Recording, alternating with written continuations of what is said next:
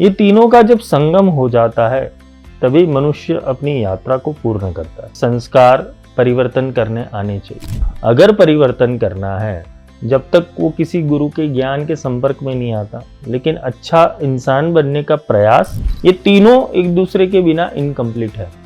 किसी के पास केवल और केवल आत्मज्ञान होगा तो जिनके प्राण मूलाधार तक जाते हैं, क्योंकि गुण के साथ उसकी शक्ति अवश्य ही आती है, ठीक है, और गुण के साथ शक्ति आती है और शक्ति के पीछे शिव आ जाते हैं।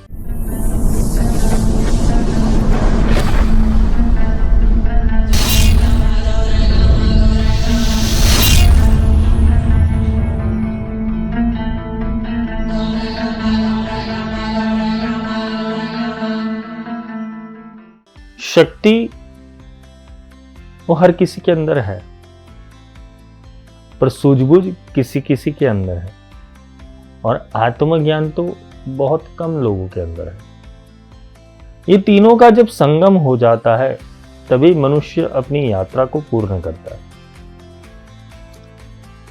गणेश की पूजा दिवाली में भी होती है, गणपति की पूजा हर एक कर्म के से पहले हो जाती है, क्योंकि पहले गणपति की होती है, फिर बाद में देवताओं की होती है।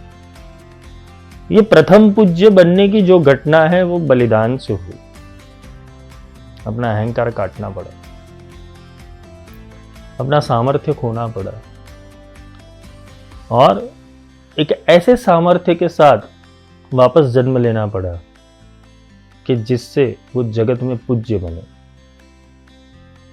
हमें भी हमारे संस्कार परिवर्तन करने आने चाहिए। हम जैसे गुण, स्वभाव, भाव, प्रभाव, अभाव से चलते हैं, उसमें परिवर्तन लाने के लिए ही मेहनत करनी पड़ेगी। कभी कभी अपना मैं भी साइड पे रखना पड़ेगा, अपनी इच्छा शक्ति भी साइड पे रखनी पड़ेगी। हम जो चाहते हैं वो भी साइड के ऊपर रखना पड़ेगा।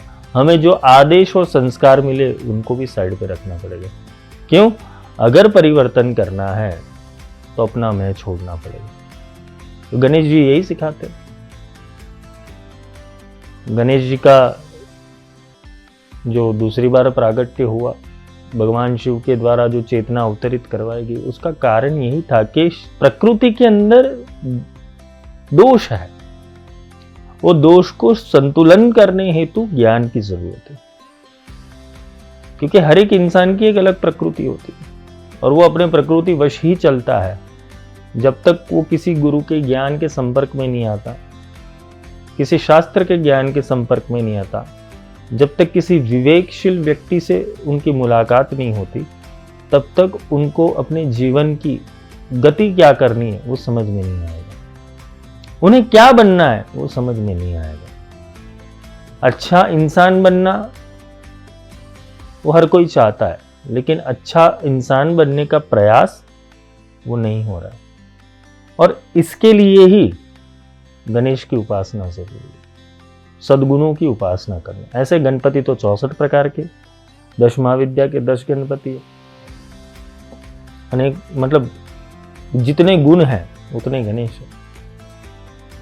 और जिस महाविद्या की साधना करते हो उसके गणेश को प्रथम पूज्य करना पड़ता है, मतलब प्रथम पूजन करना पड़ता है, उनका आवाहन करना पड़ता है। जैसे श्री विद्या की साधना करते हो तो महागणपति की साधना आती है, ऐसे उनके गणेश से क्षिप्र प्रसाद गणेश।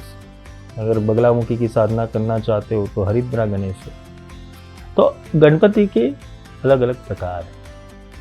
ये गुण ही है जो एनर्जी ब्लॉक करते हैं, और ये गुण ही है जो एनर्जी को एक्सेलरेट भी करते हैं।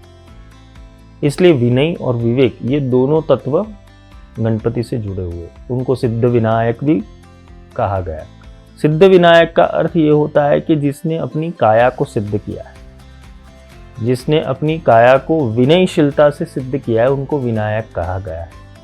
मतलब डिसिप्लिन।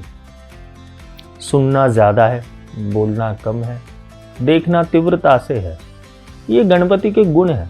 और बुद्धि का इस्तेमाल करना है। हम गणेश और लक्ष्मी की साथ में पूजा करते हैं। क्यों करते हैं? क्योंकि जिसके पास बुद्धि है, जिसके पास गुण है, जिसके पास विवेक है, उसके पास लक्ष्मी आएगी ही आएगी। जो बिना विवेक और बिना गुण का है तो उसके पास कुछ भी आना असंभव है।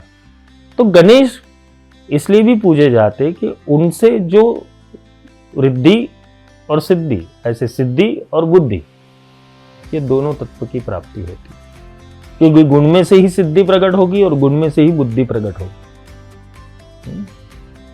ये समझ लेना, दो पत्नी का अर्थ ये मत समझना है कि गणपति के पास ऐसे दो बीवियां है, पर गणपति के दो शक्तियां है, सिद्धि और बुद्धि।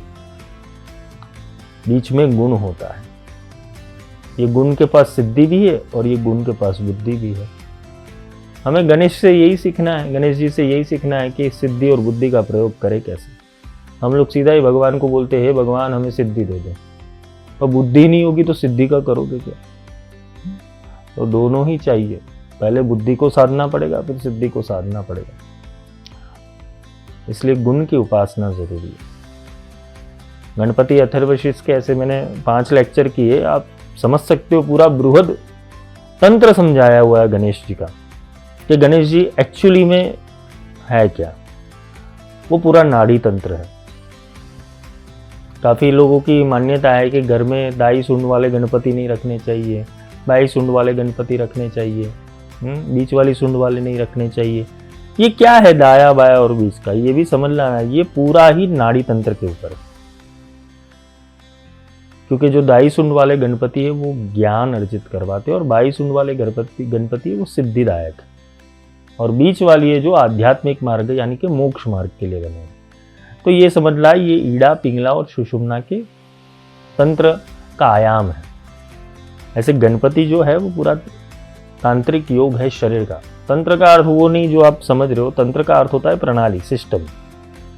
पूरी प्रणाली सिस्टम का जो आधार है वो प्राण तत्व है, और प्राण तत्व इंसान का कहाँ पर रहता है? मूलाधार के अंदर, क्योंकि जीवात्मा मूलाधार के अंदर है। जीवात्मा को हम शक्ति भी कह सकते हैं, आदि शक्ति भी कह सकते हैं, और वो आत्मा की शक्ति है।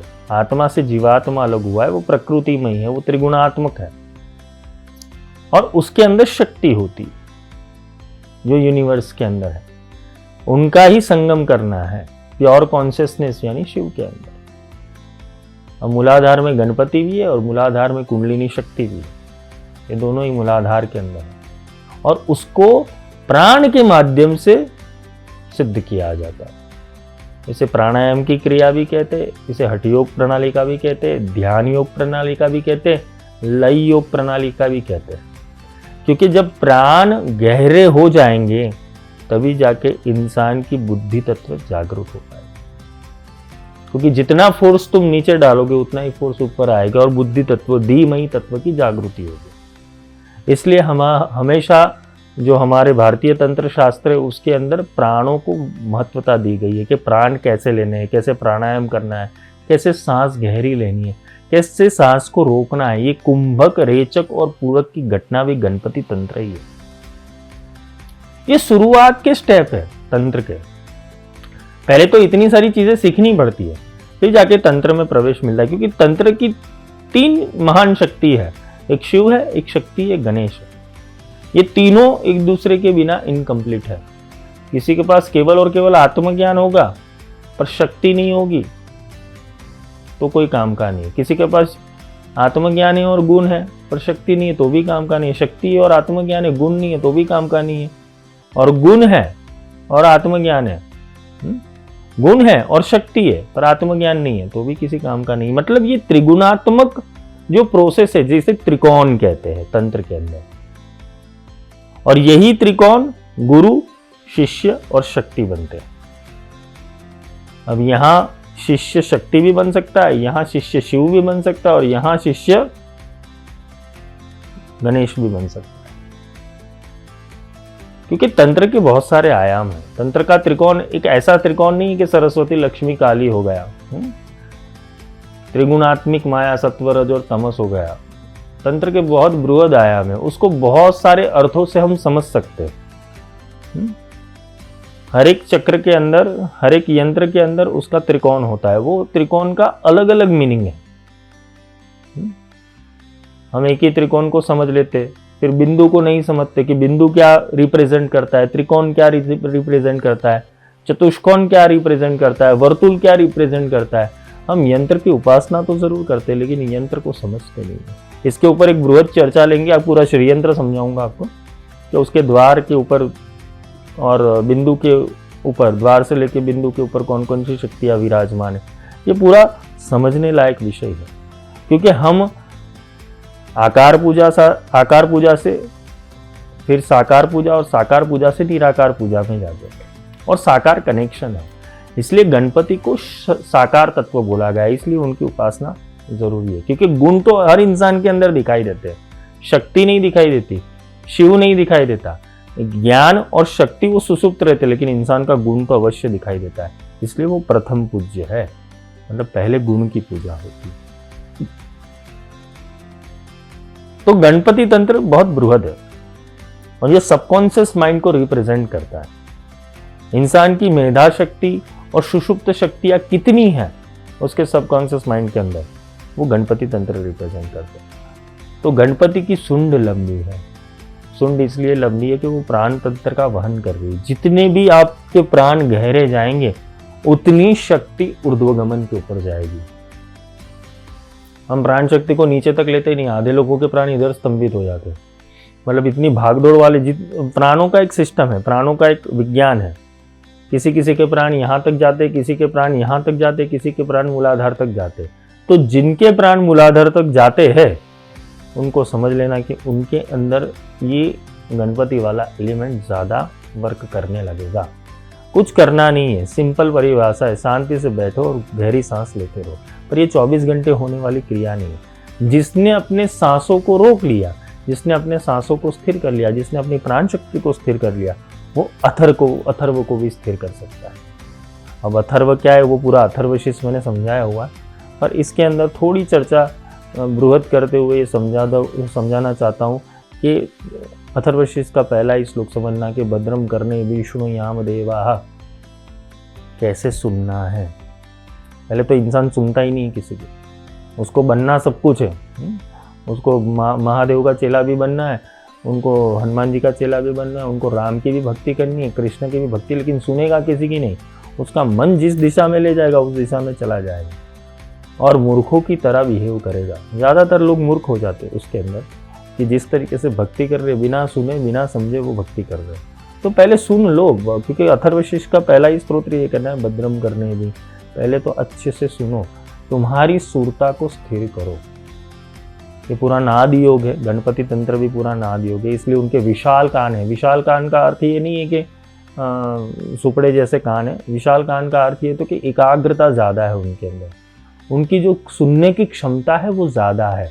वैसी इंसान के अंदर भी है, लेकिन वो सुनता कहाँ है किसी की। जब वो सुनना सुनते सुनते सुनते मौन हो जाता है, तब जाके भीतर की शक्ति प्रकट। इसलिए गणपति को हम शक्ति के साथ ज्वाइन करते हैं, गौरी के साथ जोड़ते हैं। इसलिए गौरी गणेश की पूजा होती है, क्योंकि गुण के साथ उसकी शक्ति अवश्य ही आती है। ठीक है, और गुण के साथ शक्ति आती है और शक्ति के पीछे शिव आ जाते। ये अद्भुत रचना है।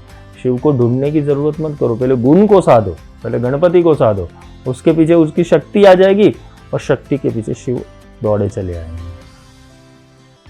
गुण से उसकी शक्ति, शक्ति से उसका ज्ञान।